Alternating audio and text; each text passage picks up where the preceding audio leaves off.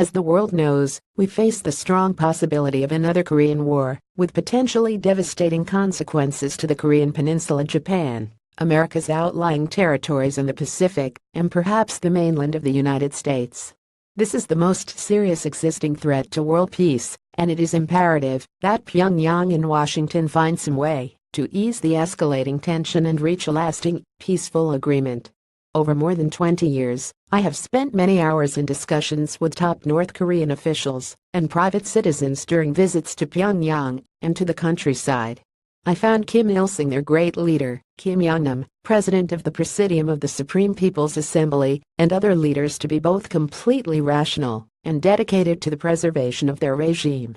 What the officials have always demanded is direct talks with the U.S., leading to a permanent peace treaty to replace the still prevailing 1953 ceasefire that has failed to end the Korean conflict. They want an end to sanctions, a guarantee that there will be no military attack on a peaceful North Korea, and eventual normal relations between their country and the international community. I have visited people who are starving. Still today, millions suffer from famine and food insecurity, and seem to be completely loyal to their top leader. They are probably the most isolated people on earth and almost unanimously believe that their greatest threat is from a preemptory military attack by the U.S. The top priority of North Korea's leaders is to preserve their regime and keep it as free as possible from outside control. They are largely immune from influence or pressure from outside.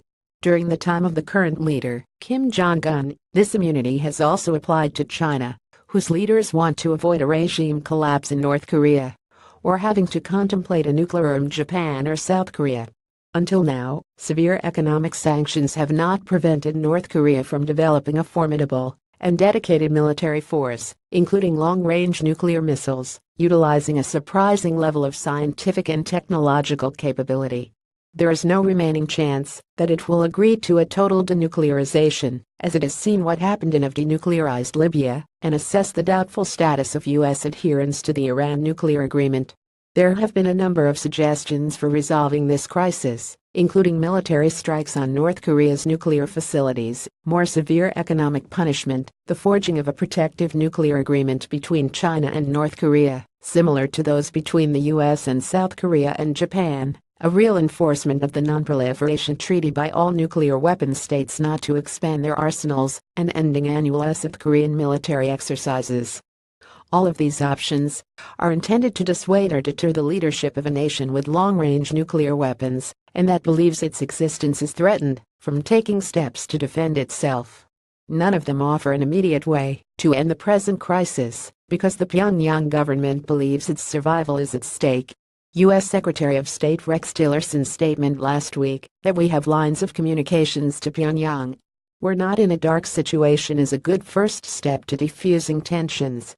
The next step should be for the U.S. to offer to send a high-level delegation to Pyongyang for peace talks, or to support an international conference including North and South Korea, the U.S. and China, at a mutually acceptable site.